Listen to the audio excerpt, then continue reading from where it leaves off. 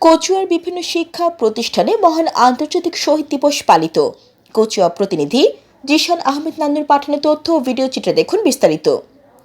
চাঁদপুরের কচুয়া উপজেলার ঐতিহ্যবাহী তেগুড়িয়া ওবায়দুল হক উচ্চ বিদ্যালয় ও মাঝিগাছা MM উচ্চ বিদ্যালয় সহ বিভিন্ন শিক্ষা প্রতিষ্ঠানে যথাযথ মর্যাদায় আন্তর্জাতিক মাতৃভাষা দিবস ও মহান শহীদ দিবস পালিত হয়েছে।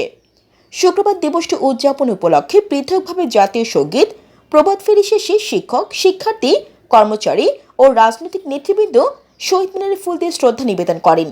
এ সময় এক এক করে শিক্ষক, শিক্ষার্থীরা শহীদদের শ্রদ্ধা জানাতে শহীদ মিনারে ফুল দিয়ে শ্রদ্ধা জানান। পরে দোয়া মোনাজাত পরিচালনা করা হয়। এ সময় বিদ্যালয়ের অন্যান্য শিক্ষক, ছাত্রদল নেতৃবৃন্দ ও কলেজের শিক্ষার্থীরা উপস্থিত ছিলেন।